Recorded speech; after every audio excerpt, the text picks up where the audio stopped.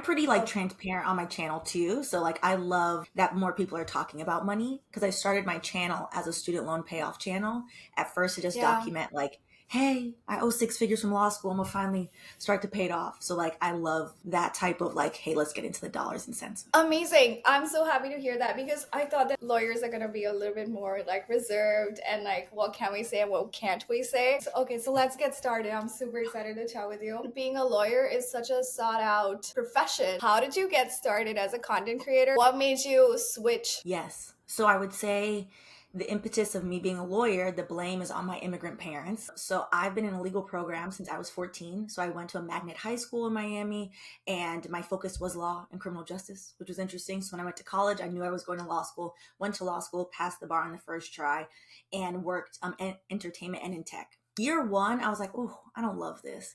By year two, I was like, oh, I really hate this. By year five, I was like, I really, really cannot stand this. I really hated it. Sitting at the desk, arguing about commas in contracts. I was like, oh, this is a waste of personality. I had a friend who told me I hated it year one. And I was like, you've lost your mind. We owe six figures of debt. I can't hate it yet. And she's like, but you do. And her suggestion was that I would make a really good producer. And I was like, what does that mean? Simultaneously, at the same time, my best friend was a website producer for a retailer. And I was like, what does your day entail? Like, what do you do? And she's like, a producer basically wrangles everyone for a creative project. So a photo shoot, video, etc. And I was like, oh, okay, like actually I would be great at that. What is a mini production I can do? So I was like, oh, YouTube. Let's do a little short YouTube video, but wearing your natural curly hair at work. And this is like 2017. Oh, And you wow. know, the odd reactions that people have when all of a sudden you interview and your hair is straight and then your hair is curly and you're like, it's a distraction. I'm like, you should do your work and mind your business. So we did a video on that. Nothing came of the channel. And I really wanted to do it and she didn't want to do it. And she was like, go do it by yourself. And I was like, oh, I don't want to be one of those people talking to the camera. So I let it sit Yeah. there. 2 years later in 2019, my boyfriend was like, oh, why don't you pick up the YouTube channel? I've been looking for a hobby. I hate work at this point. And I was like, okay, I did one video. The lighting is bad. It's still on my channel. Sat there. 2020, the pandemic came. I live in New York. So I was like, oh, I have so much free time. You know what? Let me pick this channel up. And I simultaneously in January of that year was like, okay, in February, I'm going to start finally paying off my six-figure student loans. So I started the channel as a way to just document my student loan journey for myself. And I figured like a few of my friends would follow and then maybe, you know, a few other student loan debtors would also watch it. Nobody would see it. That's what I thought. 6 weeks into that, one of my good friends who stayed in entertainment, Kanye West, decided to tweet out 106 tweets of his contract. So she was like, Stephanie, you should cover this in a YouTube video. I was like, who would watch a lawyer talk about a contract? It would be so boring. She was like, you should do it. And also, I took 106 tweets and put it into a PDF. And so then I was like, oh. So I was like, you know what? Fine, I'll do the video since you did all this work and I feel bad. And if nobody watches it, I guess I could always delete the video because I'm not thinking, you know, anybody's going to see the video. And so I do this video, the video blows up. This channel, Impressive TV, she has, I think, between 1 and 2 million subscribers where she talks about pop culture. She gave me a shout out on her channel and was like, oh, this lawyer broke down the contract. It's really interesting. If you are curious about entertainment and music contracts, you should go watch her. So I'm out like on a date with my boyfriend and I start getting all these notifications. Impressive with an E, that's how her channel is spelled. Impressive sent me, this is wonderful. So I tell him, I was like, something's wrong with my channel. I think it's been hacked. Like there's a bot is just saying the same thing. So I'm just like, what is going on? And it went from like 100 subscribers to like 10,000 subscribers in like a month. And I was like, oh, and people really loved the legal and pop culture content. And so then I just pivoted the channel and that's what has become of my channel now. This year will make 4 years of consistently uploading since 2020. Oh my gosh. How often are you uploading and how often are you filming? Yeah, so I try to do once a week. So I also do Patreons, but usually at least once a week. So I do a mix of live stream and recorded / edited content. I love a live stream. There's no editing. It's quick. You can get into like, you know, hey, this lawsuit is going on. These are, you know, the main points in the lawsuit. These are the questions of law. This is how it could apply to your everyday life. That's a big part of my channel where I want people to get the takeaway of like, hey, you don't need to be a lawyer to be able to read a contract. So that's like a big proponent of my channel of I'm not a fan of lawyers gatekeeping the law. The whole purpose of writing things in legalese is to make sure that other people don't understand. And I don't agree with that. So I'm like, you can write it in layman's terms. So it's a mix of YouTube, Patreon, and then, Instagram. I don't think I know many people who do Patreon. Personally, I know that it's a very lucrative side of social media. How's that going for you? What do you charge and things like that? Yeah, so Patreon is great. So technically I would say I fall under the umbrella of a commentary channel. And so a lot of commentary channels have Patreon, so you can cover topics that are not really algorithm friendly. So I have like a whole history series, which you can't censor history that much. So it goes mostly on the Patreon, for example. So I have 5 tiers. They range from $2 to $100. And $100 a month sounds insane because it is. However, the one thing when I signed up for Patreon will tell you you should put what you think is a wild number as just the highest tier, because somebody who, really has the extra money and wants to support you, they'll pay for it. So I have had people on the $100 tier where they've stayed there for like a couple months just to be like, hey, use it for your student loans, which is really kind of them. So the majority of my content though sits on $2, $5, and $10, with the majority of my patrons on the $10 tier. The $20 tier has a few people, which I appreciate them, and they get a shout out in all of the videos. So it'll say their name. And then the $10 tier is where we do Patreon only live streams. I would say between 3 to 4 a month on average. The $5 tier gets you Discord access. And the $2 tier are all of my saved Instagram live streams. So those are like very low lift, like, hey, let's talk through an issue. Maybe let's do some background research together. So for the $100, you get a Black owned wine brand, a bottle. I send you a bottle on your birthday once a year. Oh, So it's that's really people, amazing. to be honest, who just have extra money and are just very Yeah, generous. gifting back is actually a really good strategy for your people who've been supporting you for a long time. I've always thought about it, but I've never actually thought about how am I actually gonna do it? Because you know them by names, like people who've been supporting you for a long time, and you want to send them something Exactly. back. So I'm assuming this is very lucrative, Patreon. Is I it would say actually worth it, or would you at some point ever think about shutting it down? You are creating content and mhm. additional content. Is that worth your time? Yes. I would say for numerous seasons. So I try to cover a lot of, I would say, pop culture lawsuits in general, and then also pop culture news. But part of a lot of focus of that is doing like Black history tied in to all of that, which given the political climate, the algorithm and, commenters, they can be, it just depends where YouTube sends the video. Patreon is a safe space because here are people that are invested in you. I know if we're having a conversation about a topic, we don't have to agree. People are coming with an air of knowledge and kindness. I have a lot of lawyers that follow me, so it's a lot of lawyers on there. So for Patreon, to me, it's the safe space first and foremost to create without like the Veritol that can come with the internet. And then secondly, it is a way to sustainably keep a content creation career, which is really helpful. So I would say on Patreon, which is really interesting, the company itself counts if you get $1,000 a month in subscription that you are basically in the top, I think 10%. So like you're a success. I make between $2,700 and $3,000 a month right now. That's I actually have been really running. good. It's good. It pays all my bills. I know you can kind of pay your rent like if you're not Oh living yeah, in it pays my rent. in a very expensive apartment. Okay, so I have two questions about Yeah. this.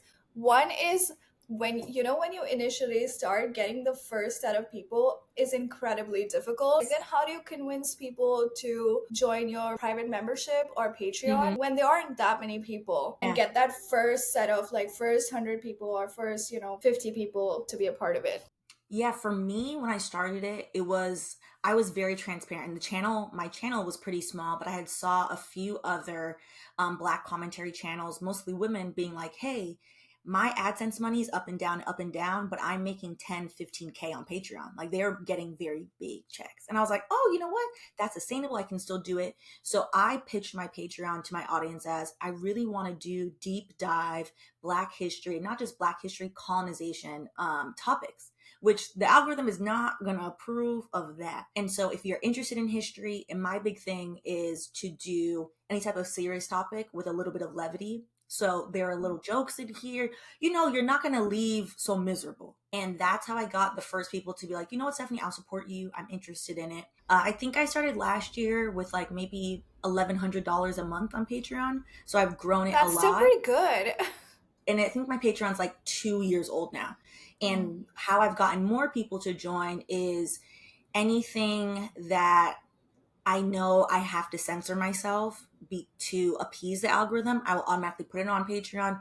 Or if it's a topic that might be a little bit triggering, I'll do it on mm, Patreon. So, like, for I see. example, the Cassie lawsuit against Diddy, which Mm, was horrific. Reading yeah, that was yeah. horrific. I was like, I really don't want to cover this. But people were very interested in it. And so I was like, okay, the middle ground is it will go on Patreon. Mm, And then I'll take a screenshot and then just put it or the thumbnail on the YouTube community post. And mm, that has gotten a lot of people. Or something much lighter. For example, I wanted to cover the reggaeton copyright lawsuit as a Jamaican, which is really interesting because one of the estates of Steely and Clevy, which is a noted Jamaican reggae dance hall duo, they're mm, suing all of reggaeton mm. for Oh, wow. over 2,000 songs. Bad Bunny, Evie Queen, everyone. It's fascinating. The algorithm, I was like, I don't know if the algorithm is going to pick this up, but I'm personally really invested in this. Also, I can't put this on YouTube because I want to play the songs. Like, let's have a good Yeah, time. So yeah. I'm playing like 15 songs throughout the live stream, and like we're dancing and we're learning and we're having a good time. I then put it on YouTube, the community tab, like, hey, if you're interested, it's on Patreon. So that's Mm, kind of how I do my marketing in a mm. way that it's less uncomfortable because you're not doing a direct ask. It's like, hey, by the way, it's over there. You can click on it. And that I've noticed last year really helped a lot. Which one of your platforms are you prioritizing right now? Would that be Patreon or would that still be YouTube?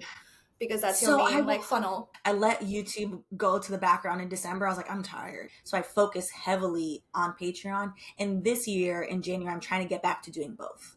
Because without YouTube, my Patreon doesn't exist, to be honest. And I really Yeah. do enjoy YouTube. I'm trying to find, the middle ground and the fun with it again. So Mm, that's my focus. My focus is to try to be actually omni-channel and do mm, YouTube, Patreon, and Instagram and focus on all mm. three. My biggest issue is brands, for some reason, love TikTok. And I get a lot of feedback from brands being like, but you're TikTok, like why? And I'm like, why would I be over there? And that's my only incentive to do it. Have you quit being a lawyer or are you still one? How does that work? Yes, the end of 2021, I was like, I'm done. I'm gonna go full time into content creation. It's gonna be great. And I was expecting this like big release. Simultaneously, I had a friend be like, oh, that also works in tech, like, hey, our tech company is hiring a diversity inclusion manager. You would be perfect for this. And I was like, I don't know if I want to do corporate anymore. He was like, just take the interview. You don't have to apply. And I was like, okay, fine. So I interviewed with the idea of like, okay, maybe I'll do this together at the same time. But when I left my legal career, I was like, oh, I'm going to feel this huge sense of relief. I go to tell my boss. He's like the most lovely person, one of the best boss I ever had, and he tried to give me 35,000 extra dollars to stay. A lot of money, like a big raise. And I was like, it's really not the money. I was like, it's also not you. Like, I love y'all. I was like, I hate being a lawyer and I'm tired. And he looked at me and he's like, Stephanie, you know what? I'm so proud of you because honestly, your personality is being wasted in here. And I was like, you know what? Thank you.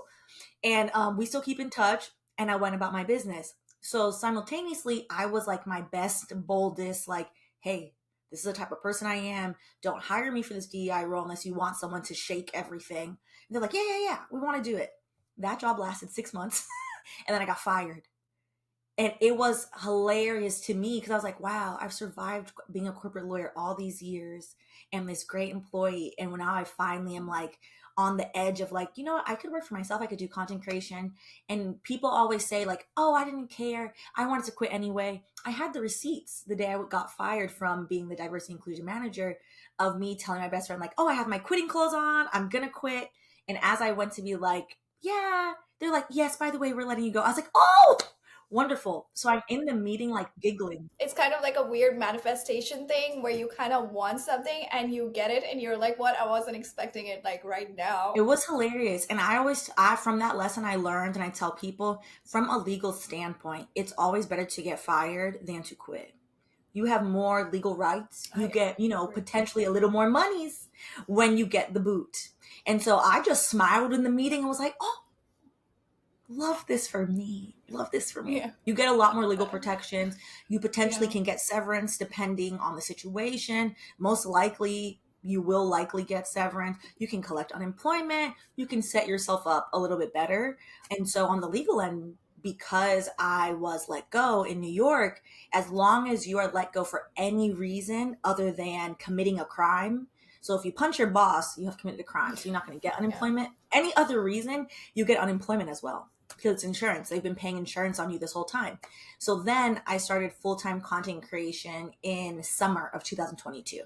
Speaking of which, Yeah. did you see that a girl on TikTok? She recorded her firing session and she posted that on TikTok. It's a pretty viral video. It's an internal recording, and she's basically asking them, "Hey, why am I getting fired? Like, give me an answer." What do you think about posting that?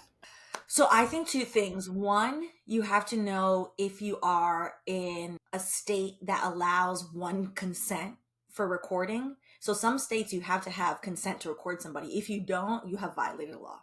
Number two, you have to see what your NDA says, because most NDAs you sign when you get your employment agreement will state that you cannot leak internal anything unless it's already public knowledge.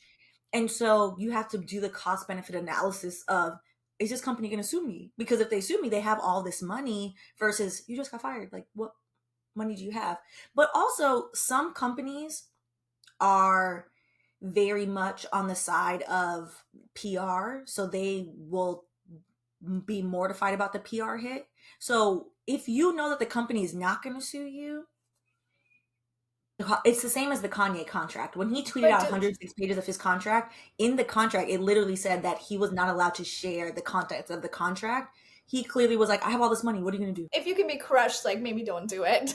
Doesn't that hurt your potential future chances to get employment, because they're like, that's a liability also? So, one of the interesting things that I found because I worked in entertainment for a while was certain industries will pressure you and keep you in, a coercive or abusive work environment and then make you think that nobody else will hire you. And that's not the truth. So if you are Interesting. like, okay, you work in entertainment, for example, you work at this awful place, your boss is a jackass, and you're like, you know what? This person, I know I did a good job. I can get references from somebody else. Always important. If you and your boss don't get along, I've had places where like, oh, it went all the way left with my boss left, and then I had to report into COO once. It went left. That man was awful. Like if he was always going to be if I was always going to be his direct report, I would have never taken the job. I got references from SVPs at that company. So that helped me to then pivot into the same sector, but at a different company because I went over his head and got references from other people. If you have those lined up, then sure.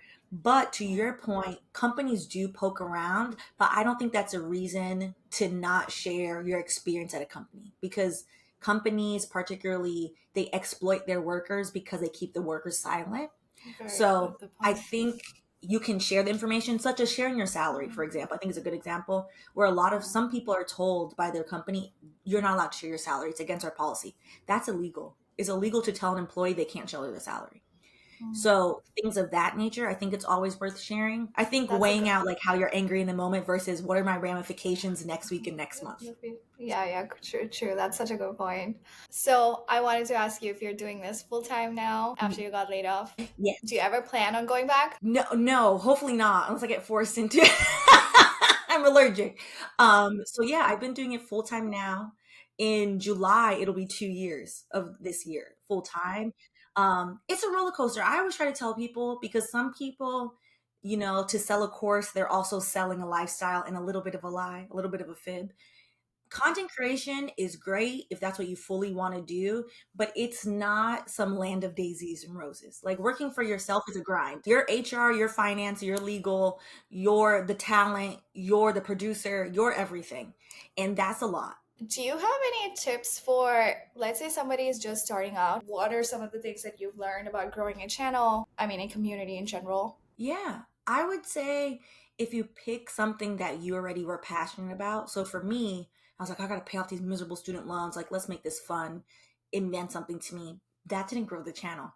However, I was reading lawsuits, contracts, pop culture lawsuits on the side with my friends anyway, and like discussing it with them. So when my friend brought it to me as something to do, I was like, oh, we were going to do this in our group chat.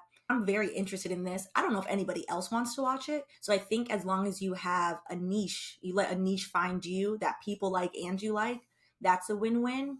There's something to say about finding what currently is trending and apply that to something you actually like. So Kanye was trending for 2 weeks because he was just like, look at my contract. They're taking me for a fool. And as somebody who does not like that man, I was like, he's right though.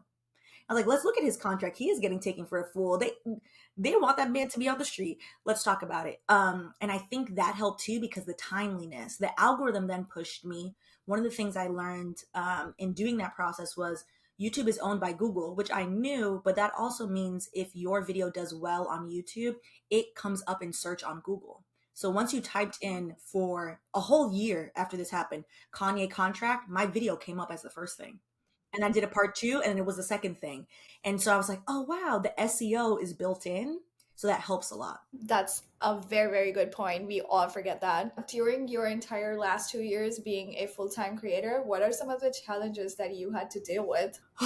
Yeah, I think the challenge is figuring out, to your point about entrepreneurship, uh, that you're everything at all times. I worked in corporate all these years, so I'm like, I've supported HR as a lawyer and helped them with employment contracts and like, employee relations, but I'm not HR. So I'm like, wait, I'm HR now? For me, like, Stephanie, you need to close a laptop. It's 9 o'clock. Why are we still working? I'm like, I don't know. Because if this was regular work, I would have been like, I'm logged off. I'm done. Um, One of the things is also trying to manage your emotions around it is something people I think Oh my now are God. being a lot more Yes. honest and forthcoming about. But it's weird, and I think you said this as well. It is in the YouTube session that you did. People constantly perceiving you is something I don't think most people get used to, even if Yeah. it's positive. Even if it's like, I love sparkly earrings, I like to, I like to look cute for me. So even if people are like, oh, this is so cute, this is that, like, people constantly perceiving you as something just like, ha. And I then, especially know. if it happens to be negative at work, if you work like in corporate setting, if you're having a bad day, it's like, yeah, I can still get my work done. Nobody has to see me. I'll either, if I work from home, I'm hiding, doing my work. I can move my calls around. If you're having a bad day as a creator, the deliverable still has to get done. So now Yes. you're just like, hello, welcome to Wine and Chill. Like, nobody signed up for that. So you have to pep yourself back up, and people can see it and they'll ask about it. And I'm like, okay, yeah, I'm having a bad day, but I also don't want to share this. And I No, think setting yeah. those boundaries with yourself of like, hey, what do I want to show? What do I not want to show? And just being transparent of like certain things, like, it's all right. Y'all don't need to know. I have in my bio, it literally says, no legal advice in DMs, because people will ask for free legal advice. They'll try, and I'm like, first of all, I'm like, how many times do I have to tell you I hated being a lawyer? I'm still barred, and I do on the side do legal work because one of my friends, who I adore, talked me into being her manager and her lawyer, and I'm like, okay, it's just me and you. I was like, don't tell Yeah. anybody. And we have a specific arrangement, and she's very easy to work with. Other than that, I'm like, it could be the Pope. I'm not doing it. I'm not looking at the contract for you. People are still my Yeah. DM. Stephanie, you're not responding. And I'm like, it says no legal advice. Also says recovering lawyer. So, like, please, And like, recovering respect. as in traumatized. If you had to start over today, what are some of the things that you would do differently? What would you prioritize? Like, how would you go about it? Yeah, that's a great question. I think if I could do it differently, I would go back, and I think I did a great job focusing on YouTube first. YouTube is the hardest platform. However, I think I would have been a little bit more open minded to the other platforms. So when TikTok came out, I was like, I'm not going over there. I have YouTube. And Instagram, I'm a millennial. I love Instagram, but I was like, actually focus on Instagram, I'm not doing it. And then it bit me in the behind when I became full time and was like, Stephanie, the brands, not even just the brands, the audience want omni platform. They want to see everything. And I hadn't built up that muscle. So now it's kind of like, whew, trying to teach an old dog new tricks. I'm like, oh girl, we got to post on this and do this. And trying to figure out like that strategy. I wish I would have been a little bit more open minded to it at the beginning, because now it's really like pulling teeth with. No, I mean, you have one thing going. So I'm more about like take that one thing and run with it and then create some backups for yourself. And I feel like YouTubers do not want to be on TikTok. Every No, YouTuber that I've met, they're like, we don't care about TikTok. we'll No. post like whatever, like it's not important to us. My question was like, what are some unusual ways to grow your community? But you've already told me about Patreon. Do you have any other like favorite growth hacks? What are some of the things that you use to like grow your follower count and view count, Yeah. etc.? One of the things I realized last year was when I was like, oh, the views are up and down. Like, what's going on? Changing the thumbnail to actually fit the parameters, but reposting that thumbnail in the community tab. So, just in case if the notifications aren't working, YouTube really, and this is YouTube specific, YouTube pushes the community tab. I'll take that thumbnail, repost in the community tab, and then put the link to the video. You're like, hey, if you missed this live stream, this is what we did yesterday. And that helped tremendously because every time I get comments, oh yeah, I didn't see that you were live. Like, okay, cool, gonna watch it. And that helps push it. And then also, I think one of the things is because SEO on the background, YouTube is like, oh, you really care about this video, Stephanie. All right, fine. And so then it pushes the video a bit more. And I found I've gotten really good reach with that. Also, cross promoting, even though I play around on Instagram, I always cross promote the YouTube video on the YouTube Instagram stories. And that helps a lot because then if people are like, oh yeah, I wasn't on YouTube today, but I was on Instagram, then there's the swipe up, the link button. So that helps with growth. And then I think the biggest thing to help with growth, and this I would say I did really well at the beginning, and now you have to be a little discerning about it. But in the beginning is if you like the topic, go with the suggestions of your community. So when I did the Kanye contract, that was brand new. We had been doing lawsuits. So all these people are like, okay. They then requested Migos was suing their manager. Their manager had allegedly run off with their money. So they were like, we want to see the Migos lawsuit. I was like, okay, cool. And then next week, they got the Migos lawsuit. And then they wanted to see Taylor Swift, Scooter Braun stealing Taylor's, he paid for them. But it was creepy. Taking Taylor Swift's masters. How is that going? So I'm like, okay, cool, let's do that. And that funnel really helped. But it also aligned with what I wanted to do. So I would say that's the big thing. Because if you just do what the community wants and you hate it, you'll get very miserable. I can relate. Because I've done what they want and I'm like, I don't even care about Yeah. this. And the video did bad. Now I'm annoyed. So I'm like, okay, it has to align with like, oh, I actually am curious about this too. Because my work also requires so much research. So I'm like, if I have to research this, I better at least be interested. Yeah, fully agree. Okay, besides Patreon and channel membership, what are the other ways that you monetize? Are you doing brand deals, and what does that entail in like your niche? So mine is, I would say my big three are Patreon, AdSense, and then like a little bit of brand deals. But the fourth, which I think more creators should know about, is a lot of these platforms have what I'll just call like general platform programs where they will give you a grant for research for whatever purposes. And some of it is a cute coin. Yeah, so YouTube will give grants or they'll have programs where they will pay you to do research. So the one I did in 2022, which timed with me getting laid off, which was really interesting. Essentially, they have one article in like Fast Company about this, where they're pretty tight-lipped about it. But YouTube essentially will pay creators to go through different cohorts where they have you test out various product lines, changes to the platform, different ideas. And unfortunately, that's like one of my contracts where I'm not allowed to say how much I was paid. It's a nice amount of money. And that has helped a lot. And one of the things that I've learned from that experience is to always stay in touch with, and I happen to like them, so that's helpful, but to stay in touch with people that actually work at the platform, because if there are opportunities to be had internally, they'll just bring you in because they like you. They're like, you know what, I've already worked with Stephanie. Stephanie's easy to work with. Let's do that. So that has been a large part of me staying afloat, I would say. Would you say that's more of a relationship thing versus like something that you can actively go out and get it for yourself? Like a creator, for example, on YouTube they don't know who to reach out to. They don't even know that these programs are going on. Like, yeah, a lot of times we do get paid to do these research things, answer some questions for them and things like that, and we're not allowed to talk about it outside because like they make us sign that NDA. How does a creator who wants to do this, how do they find ways to do it? Is it only through them reaching out? So that specific, how I got that is going to events. So I live in New York, so it's a little bit easier. So there's the bias there. And I went to a creator event and I met two members of the YouTube research team.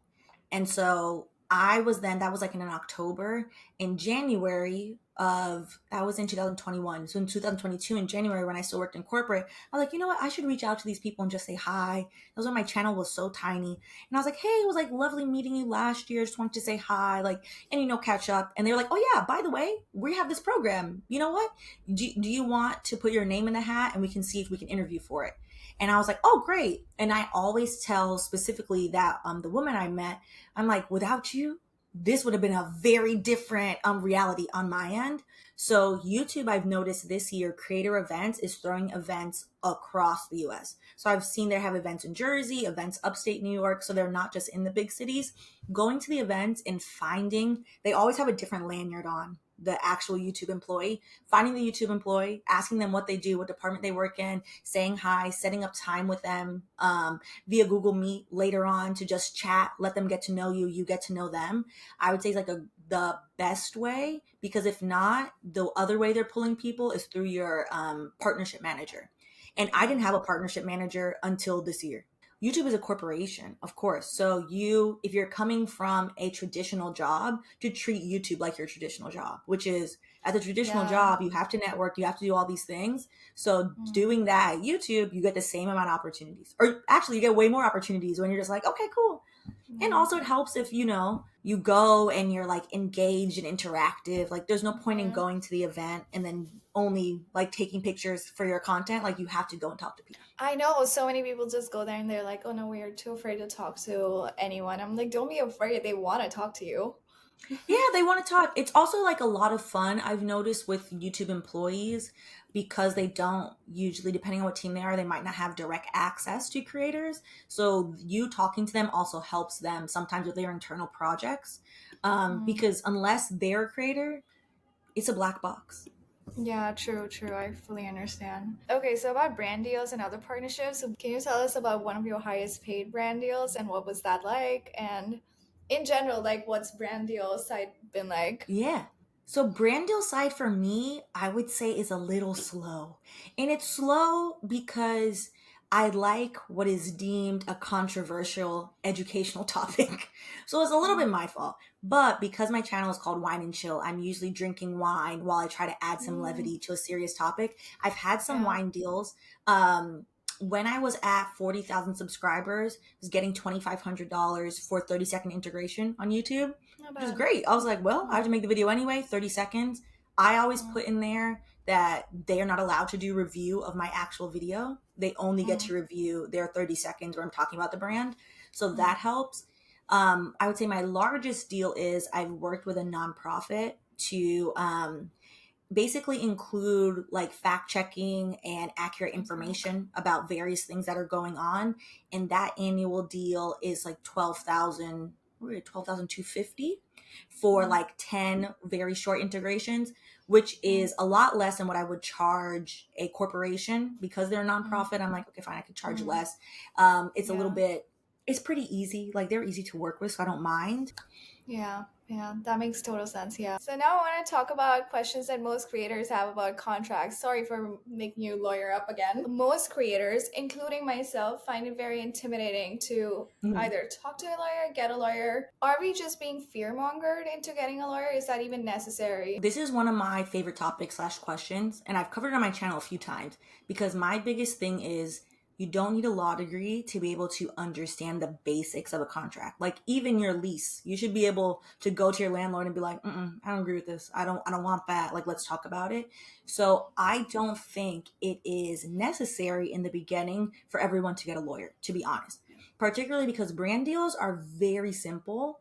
They are usually no more than 5 pages. There's nothing that complicated in them. You just have to know which big ticket items to look out for and then have an understanding of. So, like, for example, perpetuity means forever. If you sign an agreement that says the brand owns the content in perpetuity, that means forever.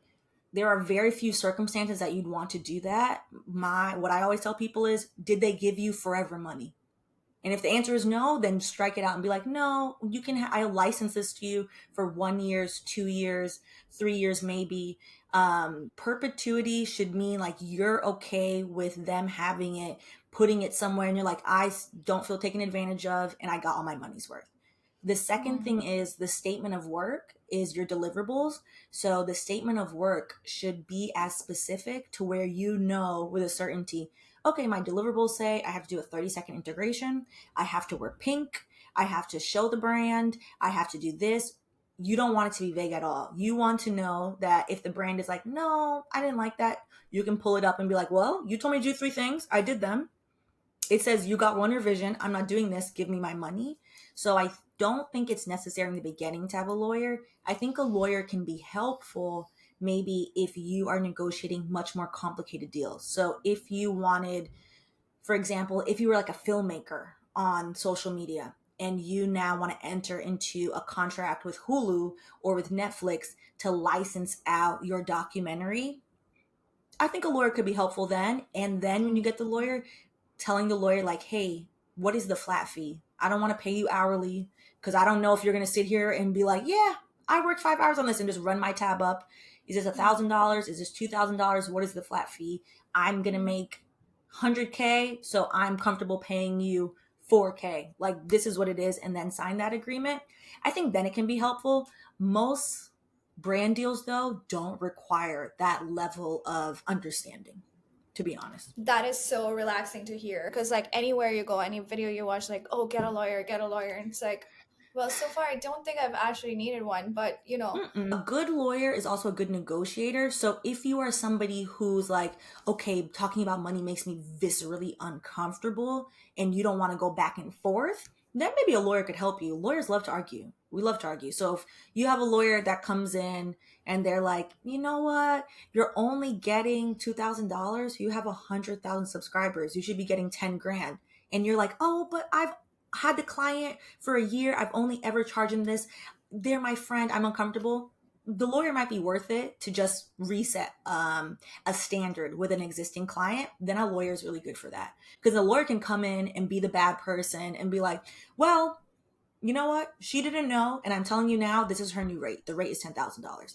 But Yeah. for Does most that not instances, mess up the whole like relationship though? If no. you suddenly switch up on them, because they're still like at the end of the day, they're people, you know. So one of the interesting things, so my really good friend who's been on YouTube, I think for 10 years, she was like having this issue as well. And she was like, I've really wanted a manager. She couldn't find a manager that she felt like wasn't taking advantage of her. A lot of managers are just taking advantage of people, to be honest. So she reached That out is to my me. main point. A lot of them are taking advantage of people, They and that is a are. great They point. are. 20% is crazy. That's insane. That math to me is insane, which is what most managers take. And so she reached out to me and she was like, I know you hate legal work, but can you think about it? Would you be interested in being my manager and lawyer? And I'm like, let's test it out for 3 months because like we're friends. I don't want it to go left. And also Mhm. lawyer me is somebody you haven't seen. Lawyer me is very, um, very strict, very smiling, but very much I said what I said. I And love so I was like, that. let's try it. She had a lot of existing, I would say like blue chip brands that she worked with. And the minute I saw the rates, I was like, these people are underpaying you. They're taking you for a ride. And she was like, I had Mm. a feeling, but like, I don't want to, I've never negotiated anything with them. Like they would tell her the rate and she would just say, okay. And to put into context, she was being paid the same amount I was being paid. And she had over 100,000 subscribers. And at the time I had 40K. And I was Mm. like, you see, this is a problem. So I was like, okay, so what we're going to do, I am going to level set with all of your 4 biggest clients because she gets constant brand deals from them. And I'm going to tell you from now, this is going to be very uncomfortable for you. You have to trust me and it's going to be okay. They might be a little angry. They're not going to be angry at you. And Mm. so you have to get a lawyer that you trust, I would say, when you're level setting and somebody, you need to be familiar with their work. So I showed her some of my other work and how I've done this like in companies. So I reached out to all of them to introduce myself. You don't start with the shaking up. It's like, hey, I just want to introduce myself. I'm managing so-and-so. And I'm her lawyer and, it's her first time having representation. So we are starting to put in new policies and standards for her. So I just want to let you know, you'll probably be hearing from us in the upcoming deals. And they're like, okay, wonderful. Nice to meet you. I didn't ask for anything. Mm. Then they come in with the ask like, hey, here's a lowball number. This is what we did last year. So they always say this is what we did last year to ground the price. So then Mm. I've made her a whole different rate sheet. And it says on the top of it, based on current subscribers as well as engagement. Hi, thank you for showing me what you guys did last year. So we have doubled her numbers. She had a huge growth spurt at the end of the year. So, she's getting a lot more engagement. This is this. And then they don't know her business. Yep. And I've already negotiated with a different brand. So, we have risen. We have raised. We have raised a bit. So, since she's been working with you for so long, I'm happy to discount the new rate. So you build in the discount. So that way they're not super like uncomfortable. Every single one, I got a yes, except for one, which they said, okay, let me see. And they came back 2 weeks later and we're like, okay, cool. And they're happy about it. Once you have to couch it in a way of like, I wasn't going to tell them like, you've been taking advantage of my client and this is Yeah, trifling. no. They're going to say I no. know that makes everyone defensive, you know. Very defensive. I'm so big on relationships because it's such a tight-knit community. And the same people go and work at different companies. They all know each Yeah. other, talk to each other. So it's so important to not be the one who's like difficult to work with, doesn't deliver on time, is just shady in general. This person is working at their corporate job. So they want to make sure their job is okay. So letting them know that you're making their job easier, explaining to them why the price raised and showing it to them. I've literally had to build out an Excel spreadsheet to be like, hey, this is where we're at. And then also showing like, hey, I'm willing to discount. People love the word discount. I'm willing to discount this and I've discounted this for you. I really want to make this work. The more times you could just be like, I really want to make this work. I'm flexible. I'm adjusting. So that way it doesn't feel like, oh, we're two polar sides of this. We're trying to meet in the middle. And that's kind of how I always went about my legal career as well. But when you're negotiating with another lawyer, sometimes lawyers are very strong-willed. You have to say it a little bit more firmly, but you want a lawyer that is familiar with the creator space, if you're going to get one, that knows how to talk to business people, because you cannot just lawyer around a business person. It's not going to go well. Which is why I'm not a big fan of people being like, oh, I'm just going to get a lawyer out the bat. I'm like, it's a bad idea. Like, you create the relationship. You can learn how to figure out. I think I have a few videos that discuss contracts and the main things to look out for. I have to think I'm gonna get those links from you later on and add them to the description so that people can go watch for sure. it. I think I have a few where I've like, perpetuity is the main one, making sure you know when the actual contract ends. What is the term? I've seen brand deals where like they don't have terms in them, and I'm like, that's a problem. Like, we need a cutoff date. Indemnification, which indemnification is such a legal issue. The only thing you need to know as a creator is it mutual? Can I have mutual indemnification at least? And you don't even need to know how to write that in there. Just ask them. You can do the comment bubble and be like, hey, I would like this to be mutual. Indemnification is where you are responsible for the actions of a third party. So it can get like a little bit scary. You want to just limit it and make sure it's mutual. And I would say like the SOW, which the SOW is always business terms. So that's fully in your control. If a brand just says, I'm giving you 10K, post a video, that's way too vague. They can then come back and be like, well, I wanted a video with this, this, and that, versus, writing it out. Yes, that actually happened to me with a recent brand deal where they were like, hey, we need one video. In the end, they ended up giving me 3 different shots that required me to go to 3 different places and take off my makeup and put it back on again each time. So I was like, that's actually 3 videos. The scope of work as a creator and perpetuity are the 2 most important things. Yeah. So what happens if the brand breaches contract? 90% of my brand deals, they're always behind on payments, and I'm pretty much always chasing payments. It could be a small company, big company, all of them always behind on payments. That's so interesting. I think it's always interesting depending on the sector, depends on how they pay. I know beauty is notorious for being late. If you work with any of the tech brands like Adobe or Google, they pay on time. And they Adobe pay on pays time. early. Tech and SaaS companies pay in advance. Yes. SaaS, they're on top of payments, probably because they have a lot of funding. But in beauty, it is always net 30, net 45, and currently some of my really big brand deals, I'm doing net 60 now. And this company is way behind on payments. We're 12 days behind. All they're saying is, hey, we're looking into it. And I'm like, that's not an ETA. Yeah, no. So I would say if you're working with a company, the best thing is to try to get half up front. So half on signature. Some of them will just say no. They're like, absolutely not. And then all of them in beauty say no. which is beauty is such a specific type of place. I'm like, beauty seems stressful. When they're late, the first thing to do is, to your point, reach out and be like, hey, you guys are late. Like, I'm looking for the payment. They'll make up their excuse. The next thing, I would do it exactly a week later, is to say, hey, the payment is still late. Can you let me know when to expect it? If not, unfortunately, I'm going to have to reach out to my legal team. Once you say the word legal, people get very antsy. So then if they still play around, all you have to do is then send what when I was a lawyer we used to call a nasty gram, which is a strongly worded email being like, hey, this section 2B says the payment is due at this date. You are in breach of contract because of this, XYZ. If you have a friend that is a lawyer, ask them if you can put it on legal letterhead. So put it on their firm's letterhead. The minute you send that, you get your money, because then they're like, they don't want to be sued. A lot of creators, which I understand like the frustration, they go the social media airing out way. It doesn't help because a lot of these brands don't have any shame. I'm really big on relationships. When I do brand deals, for the most part, we work with them over and over and over again. This is how I make most of my money, and they all kind of like know me. So I don't want to be the one who's like stabbing them in the back or like being rude just because, you know, like something got delayed one time. But at the same time, I can't have all of my payments late because I still have bills. So I think if the concern is your direct relationship with the person you're working with, it's that person usually is not the person in finance. So like it's not really on them. Like it's not like they're holding your money at their desk. What you can do is also say, hey, Rebecca, thank you for your help. You know, I know the payment is late and it's not your team's fault. Can you please loop me in with the finance department? And a lot of times they will happily be like, oh, thank God. Because you know what? I don't want you upset with me either. It's the finance team, because it's the finance team being slow. And I also want to always encourage people to push back on the inherent feeling of asking for your money being rude. It's not rude.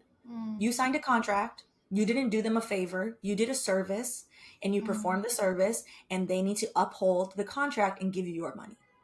And I think when you look at it as like a pure business transaction of like, yeah, we can key, we can email, we're back and forth, we'll continue to work together. But it's not like I went and did you a favor. Like I did labor for you, so run me my check. And I think that helps as well. And then it also helps people know like, okay, you know what? It is unfair for the creator to go chase behind the finance department. Like, let me go light the finance department up a little bit. Because the person that you're working with probably doesn't even like the finance department, for what it's worth. Yeah, I'm sure if they're behind on one person's payment, most likely that's a pattern and you're not an outlier. You're definitely not. And the point of contact, usually the point of contact is probably the same point of contact across multiple creators. So the minute that they can loop in the finance person, I'm sure it takes off a lot off of their plate, because that's not even on their job description to be doing.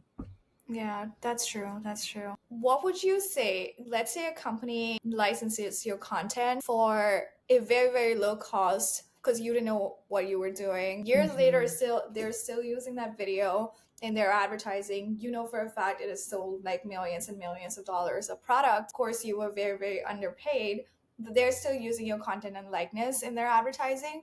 Is there anything you can do about it? Yeah. So one of the things that I always think is interesting, and problematic behavior aside, as a legal point, a good example of this was Dave Chappelle in Comedy Central, which Comedy Central was basically not paying him for years for the fact that the Chappelle show blew up. And then he went and was like, y'all have been screwing me. This is wild. I actually, you know what? You didn't think I would be anything, but I am. Run me my money. And he got paid later on for that. From a smaller content creator's perspective, it still would work the same way. A contract is something that's set in a period of time.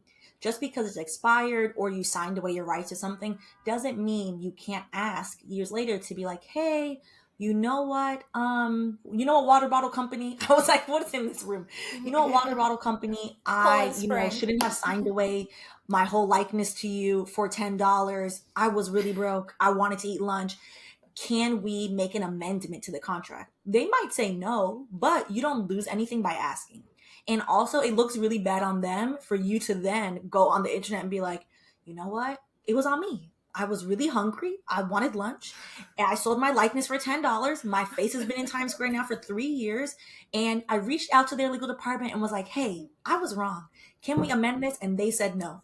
They're not going to like that PR shitstorm that is going to happen. So you might actually get somewhere. So a lot of contracts are amended after contract signing. So an example of this is when people get married, there's a concept of a prenup, which is, hey, let's make sure that if this goes left, we're not a problem. People all also have postnups, which is they've been married for 5 years and they're like, you know what? I love you. It's not going to go anywhere. But all of a sudden, we're like super rich. Let's figure this out. We were poor before, so we weren't going to sign anything. People sign postnups all the time, which are postnuptial agreements because a marriage is a contract. You can do the same thing in these instances as well. Good to know, because that person's me who was broke and signed up for $10. Listen, I would say you reach out to them and you're like, hey, I would like to discuss the potential of us signing an amendment to this. Okay. Yeah. Because the worst they're going to say is no, but at best, Yeah. and it's also, if it's a brand that you work with continuously or you haven't worked with in a Yeah. while, they might see it as advantageous to be like, you know what? We shouldn't screw her over. She's doing really well. We would like to work with her. Why would we leave her with this bad taste in her mouth for her to go then tell other people? Yeah, true. I agree. In terms of collaborating with people and other creators, Yeah.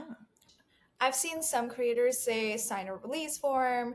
Is that necessary? So I think this is such an interesting question. I would say if you're doing short form, it's so novel. Like if we're together at an event, we're like, okay, like let's do a TikTok, let's do a short, like whatever. It's such low risk, low reward. Even if the video went viral, YouTube is going to pay you what, $10? Like we're going to argue about $10. It's fine. You could have people sign a release form. I think where it becomes like, yeah, you might as well is if you are running a podcast. So I've had friends that have run podcasts and they're very professional. They pay, or they're just like, hey, I have my friends on the podcast running these series. And it then comes up later where streamers have reached out to them to license the podcast. If me and you are on the podcast, I didn't get your sign off on the podcast. I can't go license your face to Netflix without your permission. And now we have to have, hopefully not an uncomfortable conversation, but like, hey, by the way, Netflix wants to buy the rights to my podcast. Can you sign off on this because it's your episode too? Much easier if you are going to consistently do something like a podcast. Just be like, hey, as part of the sign up, hey, sign this release. This is what we're doing. Really appreciate you showing up. Okay. Yeah, that's really good to know the difference. Another thing is about, again, in like beauty and fashion and lifestyle, there's this really popular format which is get ready with me, and then you talk about other people in your life, or you talk about dating, for example, and for the most part it's negative stories or negatively perceived stories because you're only hearing one side, so you don't know what happened on the other side. You could be potentially portraying somebody the wrong way. It falls under he said, she said. What are the legal ramifications of it? Should you even be talking about it? Could you get into trouble for it? Yeah, this is interesting because there's a whole niche of like TikTok, of like I'm trying to think some of the ones that are like dating horror stories is one. There's so many of them. Or just posting screenshots of conversations. One of the interesting things about that is there's a case which I want to follow up with. It was recently filed this month.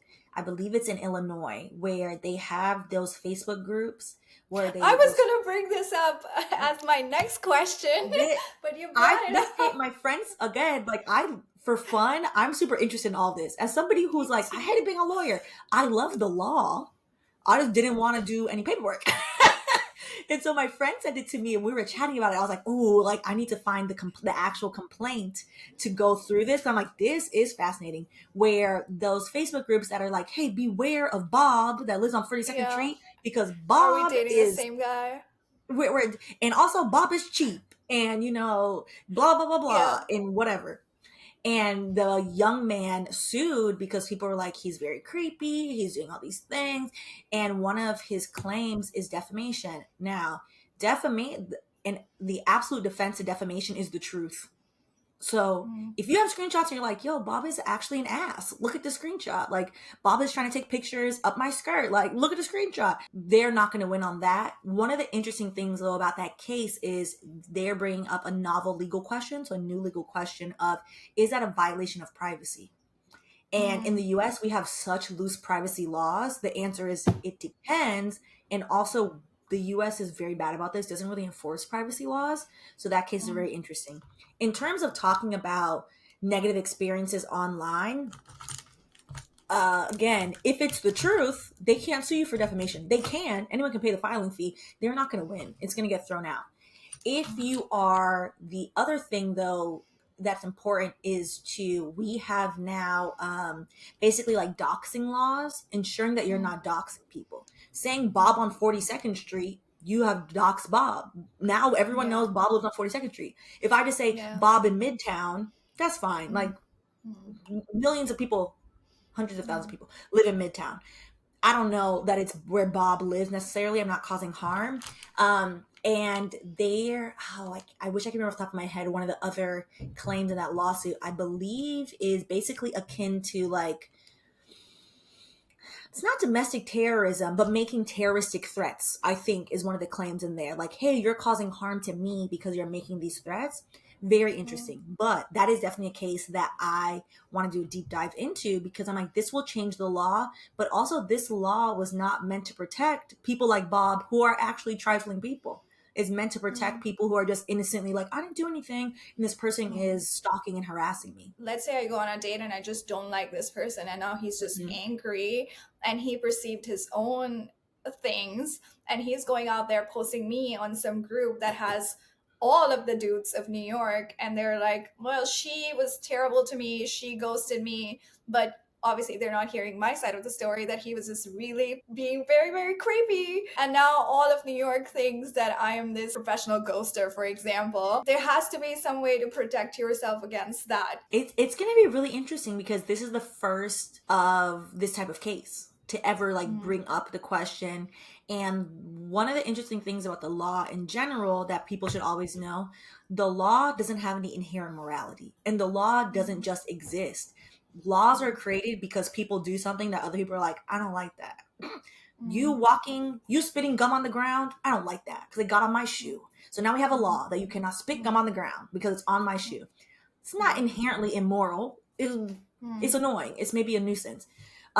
Or like silly things of like, I don't want you to put posters in your window because I don't want to walk by your window and see that you have a poster. There's no morality in that. That's it's just, harassing I my don't, eyes. it's harassing my eyes, ugly to me. I didn't pay for this brownstone to look at that when I'm on my walk.